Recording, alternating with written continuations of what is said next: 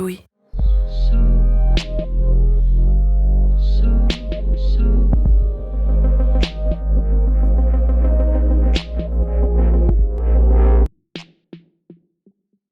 Nous, on sonne, il y a une sonnette, la présidente appuie sur la sonnette, l'huissier va donc annoncer la cour, et on rentre dans la salle. Les gens sont debout, ils nous attendent, en silence.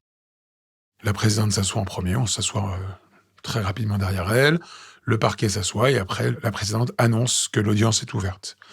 Mesdames et messieurs, asseyez-vous, l'audience est ouverte, et les gens doivent s'asseoir. Il y a Steve dans le lot, oui. On a bien compris que c'était ce jeune homme-là qui allait sûrement comparaître. Mais à ce moment-là, voilà, il n'est pas présenté. Il est avec sa famille, en l'occurrence sa maman. Ce jour-là, il est convoqué pour coups et blessures dans un espace clos, en l'occurrence une cour de récréation, sur un jeune homme de moins de 15 ans. Et les conséquences ont entraîné ce jeune homme à plus de 8 jours d'interruption temporaire de travail. Donc c'est lourd ce qui va se passer. Steve est un garçon qui renvoie une image d'un jeune un peu sportif, athlétique, je ne sais pas si c'est vraiment le terme, mais en tout cas bien à l'aise, alerte, bien grand, d'1m80 je pense.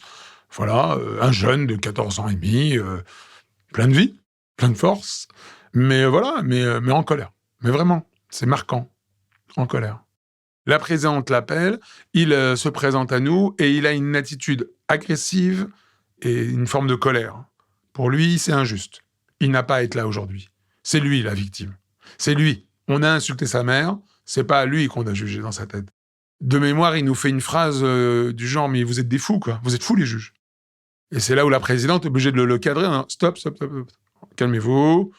Elle s'adresse à l'avocat, « Maître, expliquez au jeune où il est. Et je demande à ce jeune de retirer sa casquette, qui retire sa sacoche et qui retire les mains des poches. » Souvent une attitude qu'on rencontre avec des jeunes devant nous. Je pense qu'il n'a pas compris pourquoi il est là. Je pense qu'il vient parce qu'il est convoqué. Peut-être que sa mère lui dit « il faut y aller, il n'y a pas le choix », mais il ne comprend pas l'enjeu de ce qui va se passer. Il ne comprend pas ce qu'il a fait réellement. Pour lui, il a eu une réaction spontanée liée à une agression qu'il aurait subie. Point. Et ça, pour lui, ça dépasse l'entendement de se dire que c'est lui qu'on va juger. C'est pas un jeune qui a déjà eu des affaires avec nous, c'est pas un jeune qui a un casier, il y a rien. Première fois de sa vie qu'il rentre dans un tribunal. L'avocat, donc, qui va gérer le gamin, il est debout à côté du gamin, et derrière, il y a une dame assise sur le deuxième banc, pas le premier banc, juste derrière les avocats, juste derrière. La dame, c'est sa mère. Et l'autre personne, l'autre adulte, c'est un éducateur de la PJJ, protection de la jeunesse, justice jeunesse, et personne d'autre à ce moment-là. Personne d'autre. C'est tout. C'est vide, hein. Donc on demande à l'avocat de le calmer, la présidente le recadre les choses, et à ce moment-là, maintenant, on va rentrer dans l'histoire, dans l'affaire.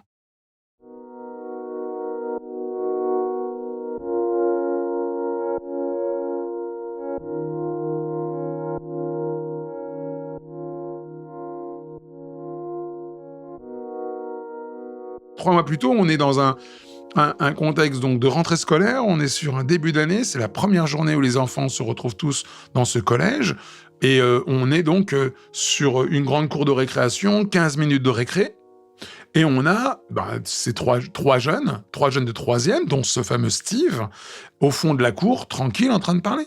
Deux qui ont adossé au mur du fond de la cour et une vision globale sur la cour de récré. Steve se retrouve donc face à ses amis avec lesquels il parle, dans la cour de récré, et il tourne le dos aux autres élèves de la cour de récré. Et d'un coup, il reçoit un coup violent dans le bas des jambes, il perd l'équilibre et tombe en arrière, et en tombant, il entend cette fameuse phrase qui va être déclencheur, ou enclencheur. C'est « ta mère la pute ». Et quand il tombe et qu'il entend « ta mère la pute », lui, il ne comprend pas ce qui s'est passé. D'abord, il tombe. Mais c'est les copains qui vont rajouter derrière, qui vont chauffer le copain. Ils disent « ah, ta mère, c'est une pute et tu te laisses faire ». Et quand il se relève, il est rouge de colère. C'est inacceptable. On fait tomber moi, il se retourne, il voit la personne qui l'a fait tomber, et il ne lui laisse pas le temps de s'en expliquer. D'emblée, les coups vont tomber. Il se lève, les copains chauffent, les copains ne bougent pas, ils sont morts de rire, chauffent le garçon, il se retourne, et il fracasse le môme qui aurait osé dire « ta mère la pute ». Et il y va comme un sourd, quoi. Je crois que la colère était plus forte que ce qui se passe, et il va donc taper sur le thorax, sur la tête de l'enfant, et après, il va finir l'enfant au sol, à coups de pied violents. Et puis après, le surveillant sépare ou intervient, l'enfant ne peut pas se relever, les pompiers vont venir, emmener l'enfant, bref. Et lui, il reste dans sa colère, quoi. Et donc, la présidente fait son travail, commence à poser quelques questions. Il nie en bloc le fait qu'il avait l'intention de faire plus de mal que ça, mais voulait juste, corriger ce garçon. On ne parle pas de sa mère comme ça, on le fait pas tomber impunément. Et d'un coup, la porte s'ouvre du tribunal au fond. Alors, moi, j'ai dans ma vision, je vois comme quelqu'un assis avec un début de corps assis qui rentre dans la salle. Et l'huissier se lève et va vers les personnes. On doit vérifier qui rentre dans une audience mineure. Et moi, je vois rentrer dans la salle, au fond, là, dans ma vision, au fond, un enfant poussé par un adulte dans un fauteuil roulant, et l'huissier se baisse pour contrôler qui êtes-vous ? Êtes-vous dans la bonne salle ? Pourquoi êtes-vous là ? Et elle se retourne, l'huissier, elle se relève, elle se redresse plutôt, et elle me regarde et elle articule, en me montrant du doigt l'enfant dans le fauteuil, c'est la victime. Et là, moi, je me penche calmement vers la présidente, et je parle à voix basse, je dis « Madame la présidente, la victime est arrivée ».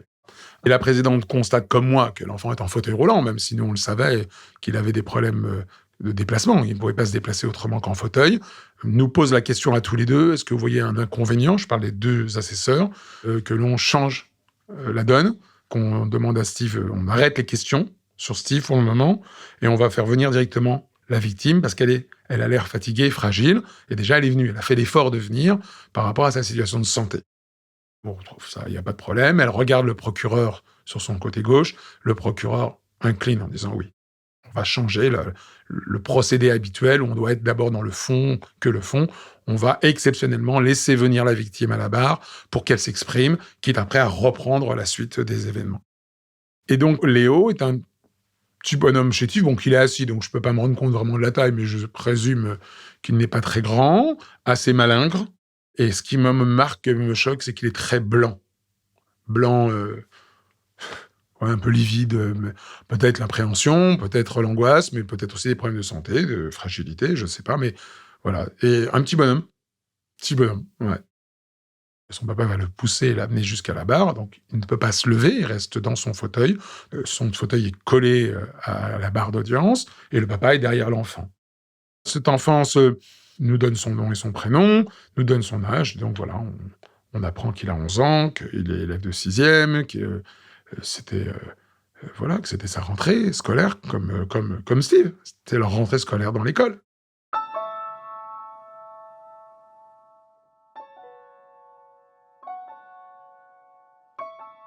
Et le jeudi matin où on va avoir cette violence dans la cour de récré, il nous le dit, c'est la première récréation qu'ils vont vivre, lui, son meilleur ami avec lequel il a grandi, son ami, ils se suivent ensemble, ils habitent dans le même quartier, je crois même le même immeuble, étaient en maternelle ensemble, et on fait un peu le début du cursus de l'école. Et la chance pour eux ou pas, en tout cas, ils se retrouvent tous les deux dans la même classe. Cette fameuse 6e-là. Et puis dans la 6e, ils ont retrouvé des copains de l'année dernière qui étaient en CM2 avec eux, 2-3 camarades.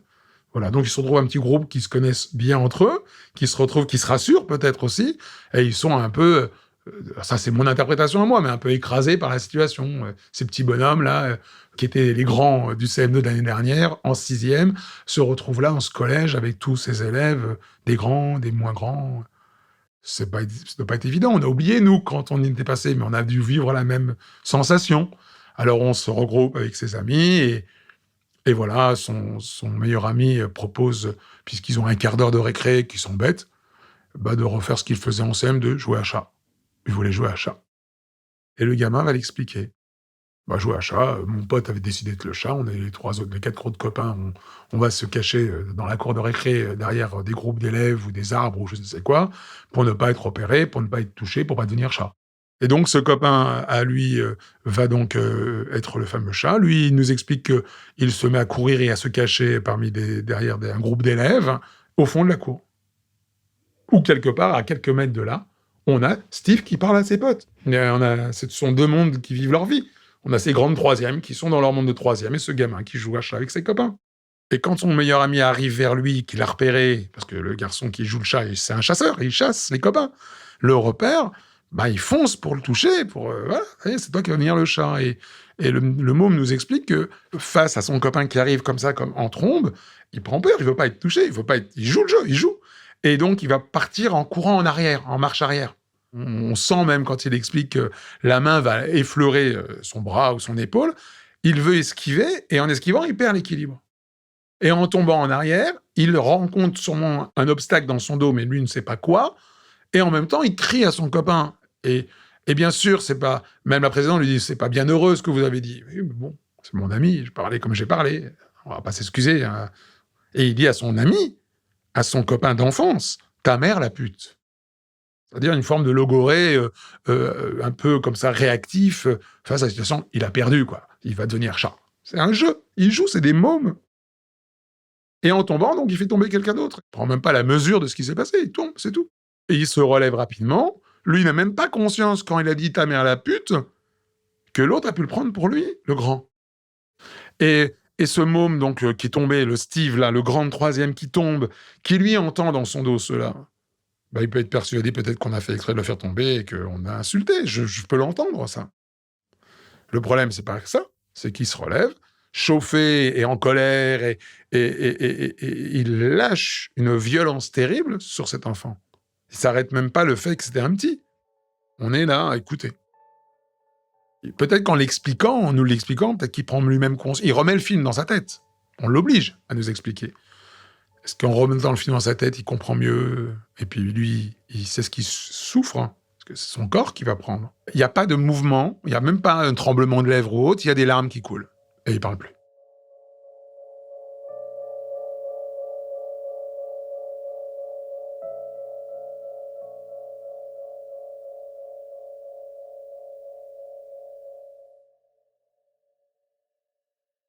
Et c'est là où la présidente demande à la personne qui le pousse de se présenter et de nous en dire plus. Là, ce monsieur se présente à nous, c'est là où j'ai bien la confirmation que c'est bien le papa, et pas un aide-soignant ou autre, présent. La présidente demande quelles sont les séquelles, quels sont les... Après tous ces coups, votre enfant est en fauteuil roulant, nous on a le dossier médical, mais on voudrait vous entendre nous l'expliquer si vous le voulez bien, sinon la présidente pourrait le dire à voix haute, c'est pas un problème. C'est le papa qui accepte et qui explique que son fils, avec les coups qu'il a reçus, il lui aurait brisé la première vertèbre cervicale, et il explique qu'il y avait un morceau d'os, qui touche la moelle épinière. Et donc ça rend le tronc, le haut du corps de l'enfant paralysé. Et donc il a perdu l'usage de ses membres supérieurs. Il ne peut plus donner l'ordre à ses bras et à ses mains de bouger. Et il rajoute, et aucun chirurgien ne veut intervenir, c'est trop compliqué ou trop dangereux, je ne sais pas le terme exact en tête. Donc déjà, et le papa continue en disant, la violence des coups dans le dos de son fils, peut-être la chute a peut-être aussi été un acteur supplémentaire, parce qu'il l'a fait chuter, le garçon, après lui avoir mis des coups au visage et au torse. Il a dû lui faire une balayette, et l'enfant est donc tombé, et après, il a continué à le taper à coups de pied. Et on est affaire à une situation que le garçon lui a brisé les 2 vertèbres lombaires. Et là, pareil, alors, il va y avoir beaucoup, à mon avis, de rééducation plus tard, mais pour le moment, l'enfant ne peut plus se lever, ni marcher, ni courir. Et le père nous dit, il est tétraplégique. C'est-à-dire que la violence de ce garçon a fait basculer mon fils dans un problème de santé grave, parce que mon fils a perdu l'usage de ses membres supérieurs et inférieurs.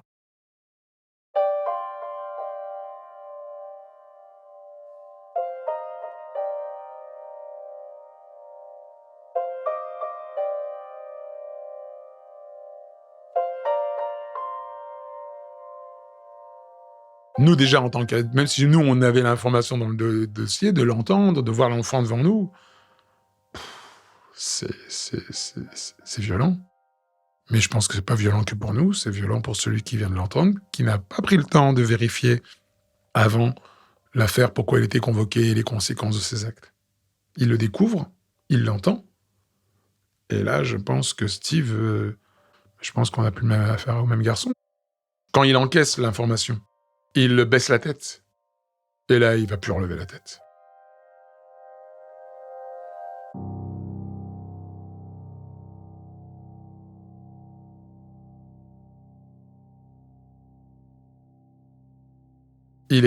On sent que là, il a pris un coup sur la tête lui-même, quelque part.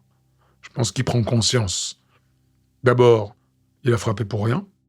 Et sa violence était tellement démultipliée que cet enfant de 11 ans qu'il a devant lui, qui est peut-être dans sa tête avant de devenir l'ennemi à abattre, bah là, il a mis un enfant de 11 ans en fauteuil roulant pour perpète. Et là, voilà, on n'a plus du tout la même attitude. On a affaire à un jeune homme désemparé. En tout cas, dans son comportement. On sent que les bras sont baissés, il est atteint. Le côté fier à bras, j'ai raison d'être là, j'ai eu raison de faire ça, bah là, il y a le choc, quoi. Et en plus, je frappe quelqu'un, c'est un accident, il m'a pas fait tomber volontairement, il a jamais insulté ma mère. Pourquoi, quoi? Tout ça pour ça, quoi. Et avec les informations, d'entendre que c'est à perpète, le môme, hein, il va pas se relever demain. Je pense que là, il prend 10 ans de maturité en quelques minutes, là. C'est comme ça que moi je le ressens, hein. Mais on va le comprendre après, parce qu'on va le reconvoquer à la barre. L'avocat fait son rôle d'avocat, il revient à la barre avec son client, et là, Steve n'est plus du tout le même. C'était plus le jeune homme que j'ai vu, c'était un enfant qui reprenait la parole. Il s'est recroquevillé en ce qu'il était, au fond de lui-même, parce que ce jeune homme de 14 ans, ça reste un enfant. Il baisse la tête, il est mal à l'aise, il parle doucement aussi à ce moment-là. Je savais pas. Je savais pas. Et pour lui, je savais pas. Je savais pas que c'était... Je savais pas ce que j'avais fait. Je suis pas conscient de tout ça.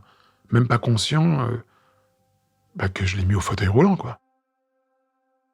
Alors, OK, on ne s'appesantit pas, on a compris, on a tous les éléments, mais on va quand même continuer le procès dans la logique des choses. Et à cette époque-là, on faisait beaucoup, ça faisait partie, parce qu'aujourd'hui les choses ont un peu évolué dans les tribunaux mineurs, mais au moment où nous on vit cette affaire, on est dans la foulée, on va convoquer la maman ou le papa, ou les deux, s'il y avait les deux, en tout cas les représentants légaux du mineur, pour faire ce qu'on appelle la personnalité. On veut maintenant poser des questions sur l'homme ou l'être humain que l'on a devant nous. Qui est-il? Et les seules personnes qui doivent répondre à cela, ce sont les gens qui l'accompagnent dans la vie. En l'occurrence, c'était sa maman. Cette maman est beaucoup plus petite que lui, que son fils. Une maman qui doit, je sais pas la notion réellement des tailles, mais on va dire 1,60 m, et on a un garçon d'1,80 m. Chaque fois qu'elle parle à son fils, elle est obligée de lever la tête. Je sais pas, c'est comme un jeu, entre guillemets, de scène. Et lui, il a toujours la tête baissée. Donc quand il répond à sa mère, il n'a qu'à tourner la tête pour répondre à sa mère. Mais il baisse la tête. Et les yeux. Et cette dame, elle vient, elle est à côté de lui, et quand elle lève la tête, elle le regarde et elle lui pose la question simplement à voix pas très haute. Pourquoi t'as fait ça? Pourquoi mon fils t'as fait ça? Lui d'abord, il dit pardon maman. Et je voulais défendre ton honneur. Et elle le regarde et elle lui dit d'abord, pas de pardon à me proposer, il n'y a pas de pardon, quoi. J'ai rien à te pardonner. Et avant qu'elle rentre plus dans le détail, elle lui dit on parlera de l'honneur après.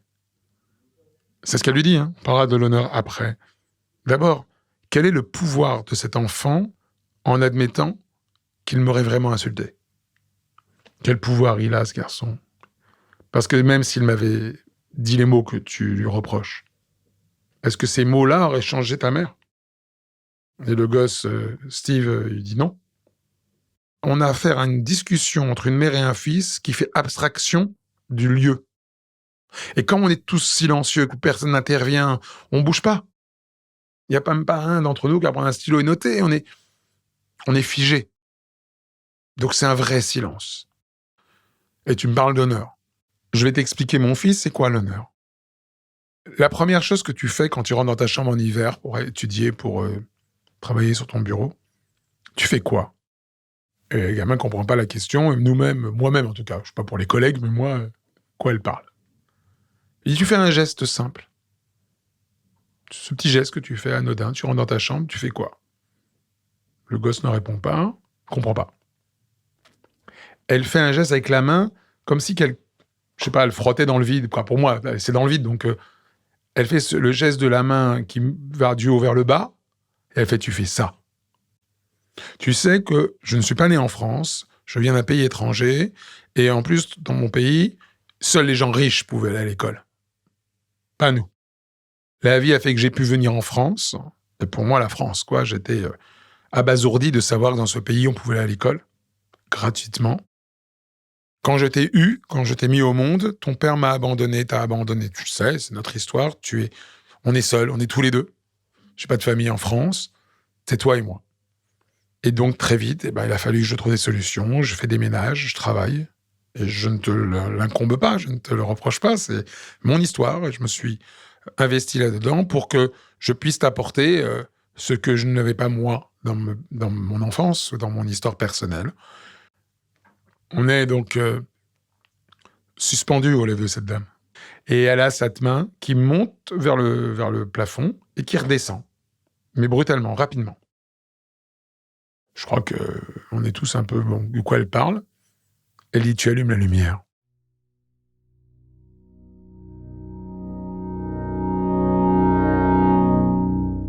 Pour toi, c'est normal, tu fais même pas attention, c'est ton quotidien. Mais moi, c'est ma fierté.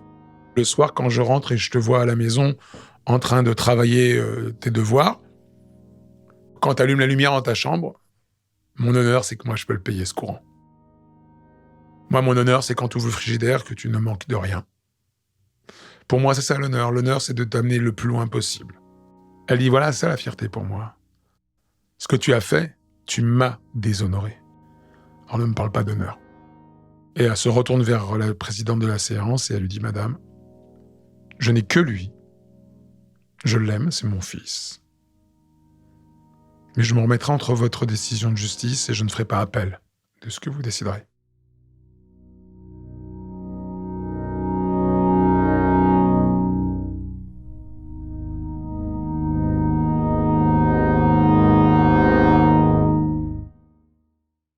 On finit l'audience.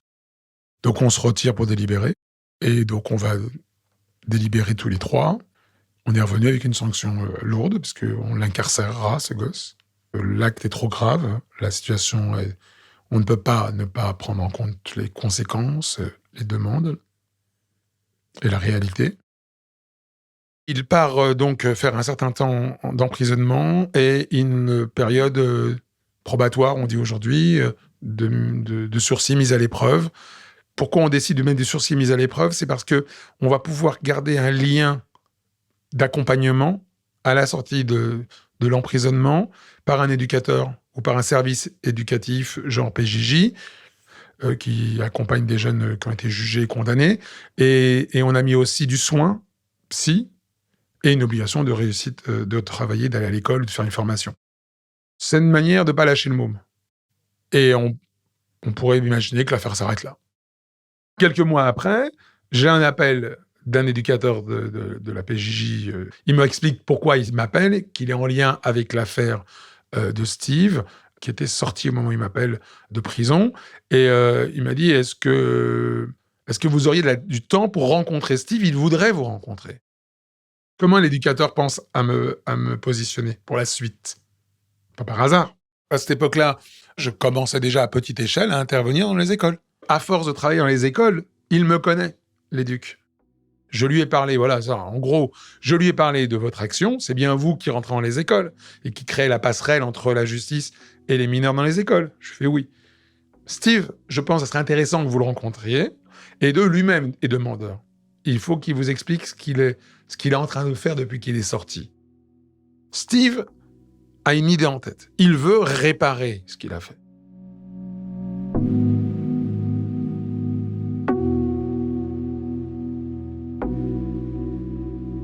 Il n'arrive pas à se supporter lui-même.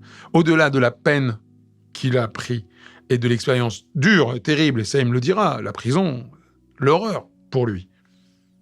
Et je le rencontre, on a un bureau ici que m'a mis en place la mission locale et la mairie de Sarcelles. Et donc c'est vraiment un tout petit bureau, un peu à l'identique de cet espace-là. Très petit, pas de fenêtre. Et l'éducateur vient avec ce gamin. Et moi, dans ma tête, bien sûr, je le reconnais, mais je vois qu'il n'y a plus les mêmes stigmates que j'ai pu voir au début. On n'est plus dans du wesh. On n'est plus dans l'uniforme de ce qu'il voulait renvoyer au tout début, qu'il rassurait. Un jeune homme, simple. Quand je dis simple, ça ne veut pas dire que la casquette ou autre ne rend pas plus, mais on sent que oui, j'ai quitté un enfant et là, j'ai un adulte, même s'il n'y a pas eu tant de temps d'écart, une forme de maturité. Quoi, c'est comme ça que moi, je le ressens. Et il s'assoit dans le bureau, il me parle doucement, mais net, quoi. Alors, on n'est plus au procès, là, c'est fini tout ça. Et honnêtement, ce qu'il va me dire, si l'éducateur n'est pas là pour attester quelque part tout ce qui se dit, c'est pas possible, c'est improbable. Ce qui va se passer là, c'est ce que je vais vivre les prochains jours qui vont arriver, c'est improbable. Je le reçois, je propose du café, il boit pas de café, comme heureusement les jeunes boivent pas de café. Moi oui, je l'éduque aussi. Et je lui dis bon, pourquoi vous vouliez me voir? Et il me dit j'ai eu le temps de penser en cellule. Ce que je vais vous raconter, monsieur Hayes, pour moi, c'est important que vous l'expliquiez aux autres. L'idée, c'est qu'il n'y ait pas d'autres comme moi, ou comme Léo. J'en ai parlé beaucoup à maman au parloir, en expliquant que ce que j'ai fait est inacceptable. Et je n'en dors pas, et ça m'obsède, ce que j'ai fait à ce garçon. Et il dit à sa mère, je voudrais faire quelque chose, je voudrais qu'on sorte de prison, je voudrais apporter quelque chose à ce gosse, à cet enfant, à ce garçon que je connais pas. Et il en a parlé à son éducateur. Alors, souvent, ce qui est demandé par les éducs ou les personnes qui accompagnent les jeunes, c'est de faire une lettre d'excuse, mais lui, il va aller au-delà de cela. Pour lui, une lettre d'excuse, oui, il va la faire, cette lettre d'excuse, c'est pas un problème. Mais il va aller au-delà de l'excuse par papier. Et il s'est mis en tête, à ce moment-là, c'est ce qu'il m'explique, et il ne lâchera pas l'affaire. Je veux revoir Léo, si Léo veut bien me voir.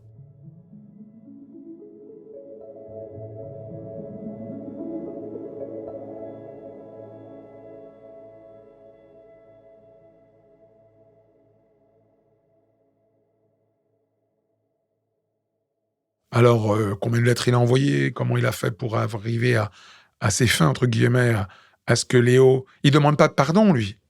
Il veut juste faire une proposition, quelque chose qui, pour lui, l'obsède. Et il veut pas lâcher l'affaire. En tout cas, sa mère à lui et la mère du petit Léo ont créé un lien, une relation, une connaissance. Je sais pas comment ça s'est installé. Et Léo a accepté le fait de rencontrer Steve. Et donc voilà, il est en face de moi, j'écoute ce garçon, posé, calme, qui me explique, voilà, j'ai pu obtenir cette rencontre, et il fait une proposition à ce garçon. Quand je sortirai, ou quand je serai disponible, ou quand tu accepteras, je ne sais pas. J'aimerais apporter mes bras, mes jambes, me mettre à ta disposition les week-ends et les vacances scolaires, si tu es d'accord. Lui, parallèlement, demande à son éducateur de lui trouver un kinésithérapeute pour lui apprendre les gestes s'il doit accompagner physiquement un enfant handicapé. Et il va donc avoir des cours, ou je ne sais pas quel terme on a, en tout cas des séances avec un kiné qui va lui apprendre les gestes. Comment on met un enfant en fauteuil, comment on peut l'accompagner de fauteuil à un siège, je ne sais quoi autre. Et donc, il y a acceptation de Léo. Et donc, il passe ses week-ends, c'est ce qu'il m'explique, à être avec Léo, à s'occuper de Léo. On parle quand même du tortionnaire, quand même, qui a donc amené cet enfant en fauteuil roulant. Et quand je veux comprendre mieux, je lui demande de m'expliquer. Comment ça se passe? Qu'est-ce que tu fais? Il me dit, il a eu un choc quand il rentre dans la chambre, à coucher du gamin. Il dit, parce qu'en fin de compte, quand je rentre dans cette chambre d'enfant, et que je vois dans la chambre les posters des équipes de joueurs de foot, des équipes de France de football, un texte écrit à la main, un texte d'un rap, ou d'un rappeur, que le gamin avait dû réécrire à l'époque, quand il pouvait écrire, qui était affiché au-dessus de son lit. Il prend conscience qu'il n'y a pas une réelle différence entre ce gosse et lui. Ils n'ont pas la même couleur de peau. Ils n'ont pas le même âge. Et ils n'ont même pas la même religion. C'est ce qu'il me dit. On n'a rien qui pourrait nous lier. Et quand je rentre dans sa chambre, et que je prends conscience que ce gosse, ce qu'il aime, c'est la même chose que moi, ce que j'aime, En fin de compte, on se ressemble beaucoup plus qu'on imagine. En fin de compte, quand ma colère tombe sur ce garçon, c'est une colère que je retourne contre moi-même quelque part. Parce que ce gosse que je frappe, ça aurait pu être moi. Je dis: «Mais tu peux me donner plus d'éléments? Comment ça marche? Comment ça se passe? Comment le quotidien?» Et il me dit: «Oui, donc quand il est arrivé la première fois, c'est sa maman qui a accueilli, qui lui a expliqué le petit déjeuner, le petit prend du chocolat chaud», c'est ce qu'il m'explique, des cornflakes, bon, truc basique. Ils lui ont installé un matelas sous le lit du petit, la chambre est une chambre simple, un lit, un placard et puis une table qui sert de bureau et une petite tablette, sur lequel il y a un écran et une console de jeu. Une petite console de jeu et il voit que les jeux qu'il a le gamin, c'est des jeux de foot. FIFA. Il me dit: «Tu fais quoi de tes journées?» Alors il me dit: «Bah, le matin, je vais me lever, je vais préparer le petit déjeuner vite fait dans la cuisine ou dans la salle à manger. Je vais retourner dans la chambre. S'il est réveillé, ben, je vais le mettre au fauteuil, je vais l'amener à la salle de bain, je vais faire ses ablutions». Moi, je le regarde et «Comment ça?» Il dit: «Non, je lui lave le visage, les mains, il peut rien faire, c'est pour ça que je suis là. Mais tout ce qui est intime, c'est pas moi qui gère. Toutes les parties intimes, c'est maman». Parce que c'est le week-end, il y a pas de si j'ai bien compris, grâce à lui, quelque part, la famille n'a pas, d'abord la mère n'a pas apporté tout cela grâce à cette présence-là.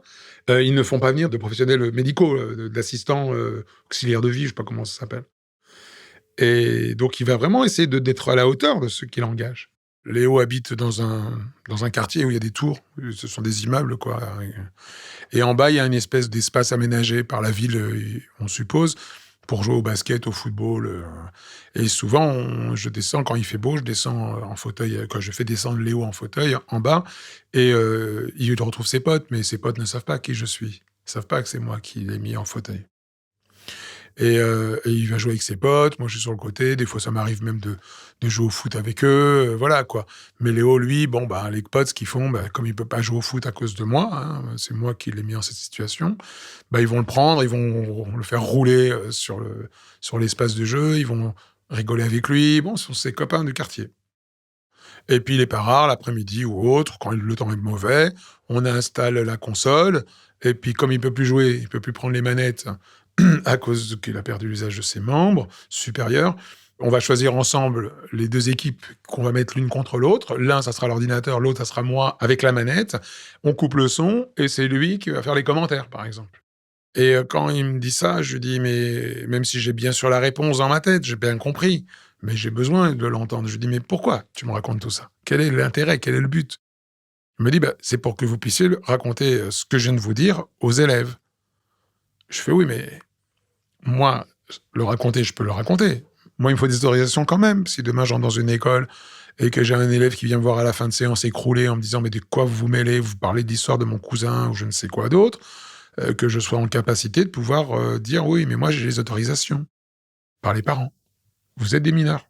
Et je dis: «Dans ces cas-là, il faut bien sûr que ta maman me donne une autorisation de parler de ce que tu m'as confié.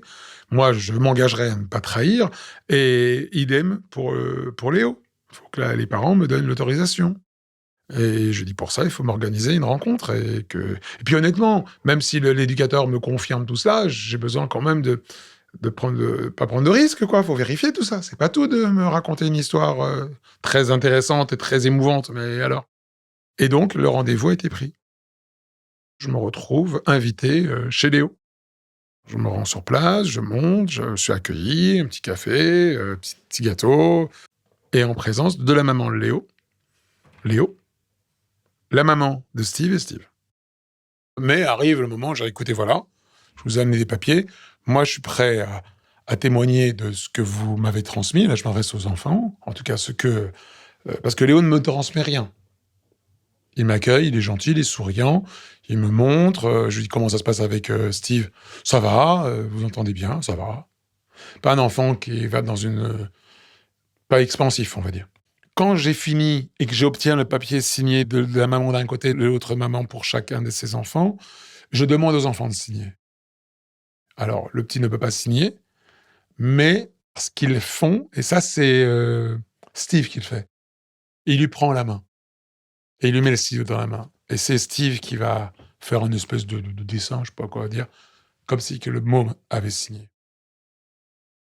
Honnêtement, c'est dur pour moi, en tant qu'être humain, parce que je reste qu'un être humain, J'ai envie de partir.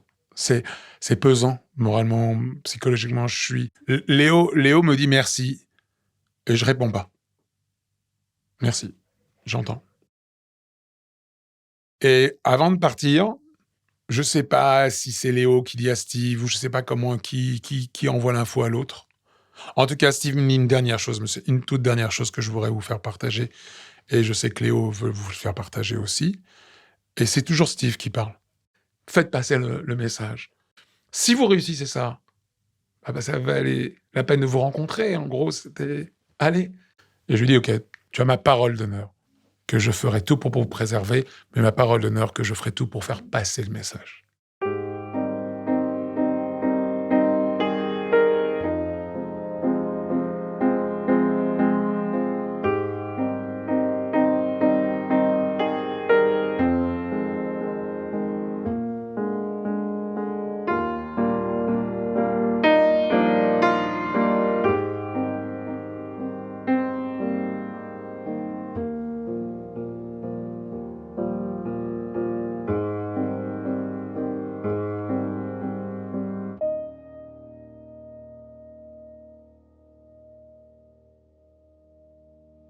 Et c'est ce qu'on fait.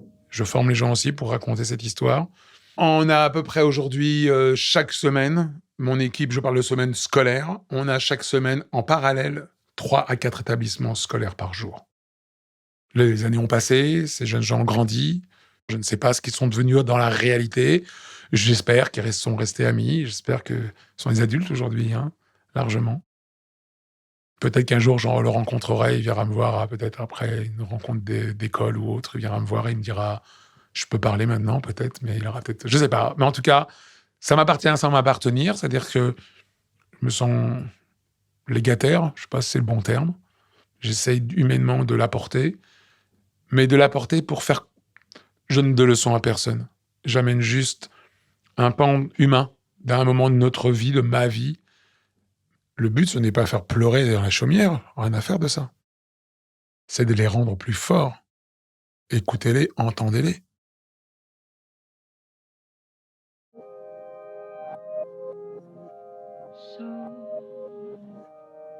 Cet épisode de Passage a été tourné et monté par Tiffany Piauget.